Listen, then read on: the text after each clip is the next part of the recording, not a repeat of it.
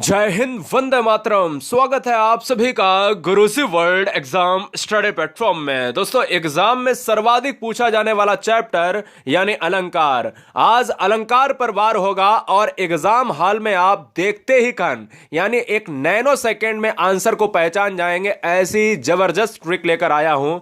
पूरा अलंकार चुटकियों में मेंटेन कर दूंगा आपके माइंड में चंद मिनटों के अंदर। तो एक पेन उठाइए, एक कॉपी उठाइए, लिख डालिए स्वर्णिम भविष्य को स्वर्णिम कलम से। तो चैप्टर का नाम डालिएगा अलंकार और पूरे शिद्दत के साथ 10 मिनट हमें आपको यहां पर पढ़ाना है। तो चलिए देखिए, अलंकार का अर्थ यहां से पहला क्वेश्चन यह बनता है कि देखिए, संधि भी पूछी जाती है अलंकार की और यह भी पूछा जाता है कि अलंकार का अर्थ क्या होता है। अलंकार में स्वर संधि है या विसर्ग है या व्यंजन है। तो समझिएगा, अलंकार का जो अर्थ होता है वो अलम धनकार होता है। इस अलम का मतलब होता है आभूषण या गहना। मतलब जिस तरह स्त्री एक आभूषण पहनती है, कोई स्त्री आभूषण से बेहतरीन शोभा पाती है, उसी तरीके से काव्य को शोभा बढ़ाने के लिए अलंकार कहा जाता है। यानी काव्य में अगर शोभा है तो वो अलंकार ही शोभा बढ़ाएगा। यही बताना चाहता हूं। अगर क्वेश्चन में संधि पूछे तो अलम धनकार, और अगर ये पूछे दोस्तों कि कौन सी संधि है तो व्यंजन संधि है। क्यों है? क्योंकि हलंत लगा हुआ है। सिंपल सा कॉन्सेप्ट समझिएगा, ठीक है। तो काव्य की शोभा बढ़ाने वाले तत्वों को क्या कहा जाता है? यह भी क्वेश्चन एग्जाम में आया है। काव्य की शोभा बढ़ाने वाले तत्वों को अलंकार कहा जाता है। यह बात दिमाग में रख लीजिएगा। और अलम का अर्थ होता है आभूषण या गहना। तो चलिए, हम आज इस वीडियो में अलंकार में कुछ यहां पर जो स्क्रीन पर दिख रहे हैं वो मेन अलंकार जो एग्जाम में सर्वाधिक पूछे जाते हैं, यानी लगभग सब कुछ कंप्लीट करेंगे 10 मिनट में। तो देखिए, अलंकार के भेद डाल लीजिएगा पहले। कभी कभी क्वेश्चन में यह पूछ लेता है कि निम्नलिखित में बताइए कौन सा अर्थ अलंकार नहीं है या कौन सा शब्द अलंकार नहीं है। तो नहीं है के लिए आपको है जानना चाहिए, यानी सब कुछ जानना चाहिए। कोई भी यहां पर सफलता का शॉर्टकट नहीं है।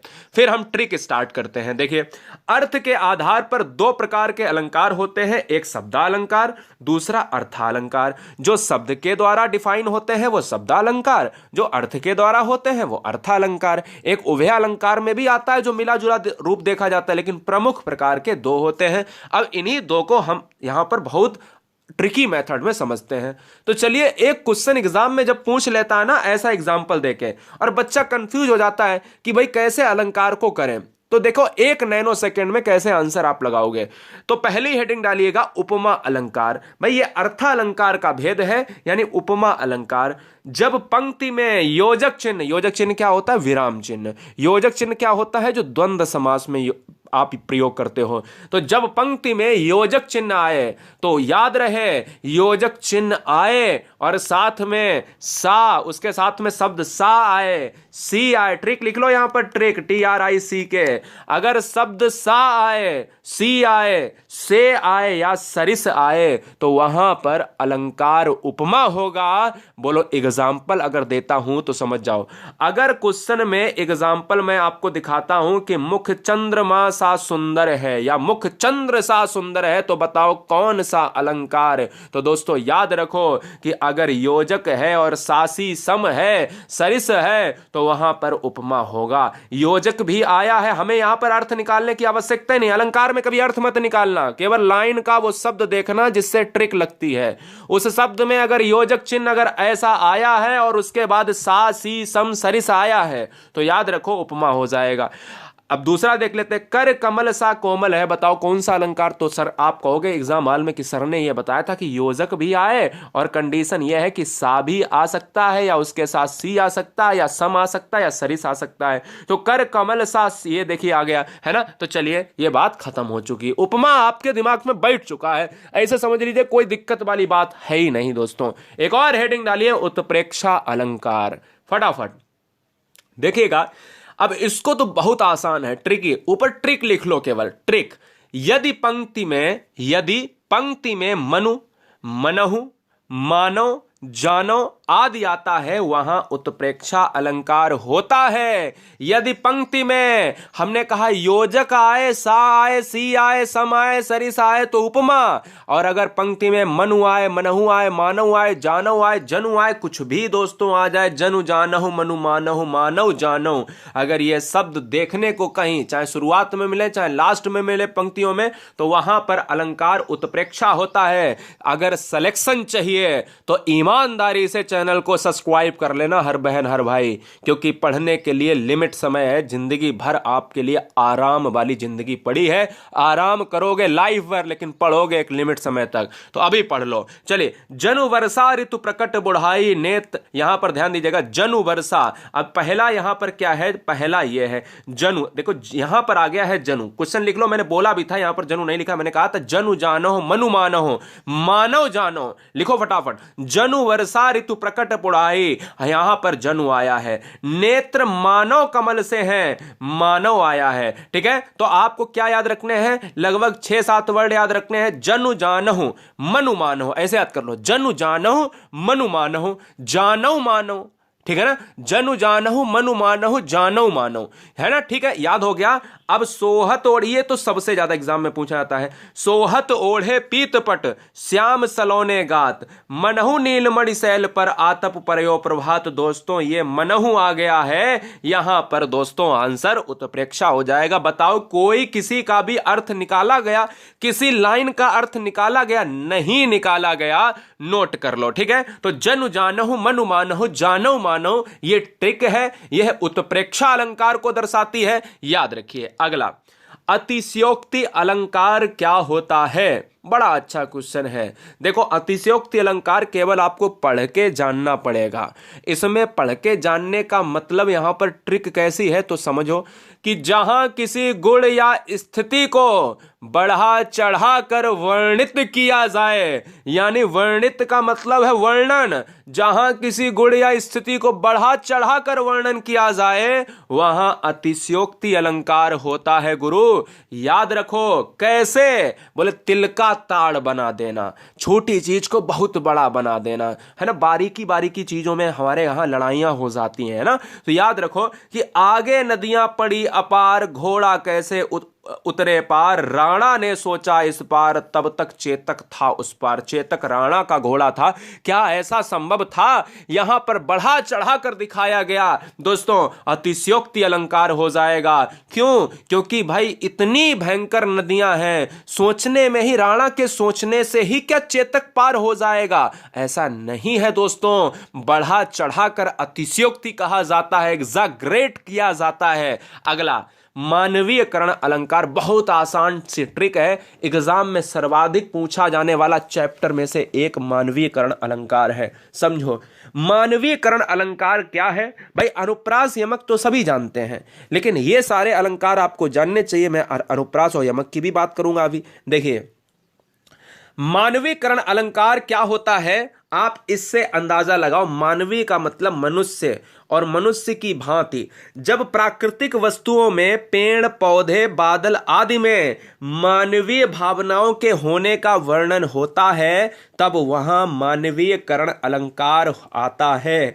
जब प्राकृतिक वस्तुओं में, पेड़ पौधे बादल आदि में मानवीय भावना, यानी अगर कोई भी निर्जीव वस्तु है या कोई भी ऐसी वस्तु है जो प्राकृतिक है, पर्वत है, बोले उसको मनुष्य की भांति अगर पर्वत कार्य कर रहा है तो वो कहेगा मानवीयकरण अलंकार। पेड़ है ना, तो यहां पर वो कहा कि भाई पेड़ अगर मनुष्य की तरह कार्य कर रहा है तो वो मानवीकरण है। जैसे एग्जांपल लेता हूं, फूलें हंसे कलियां मुस्काएं, फूल हंसे कलियां मुस्काएं, तो हम कहेंगे भैया क्या फूल हंस सकते हैं? नहीं दोस्तों।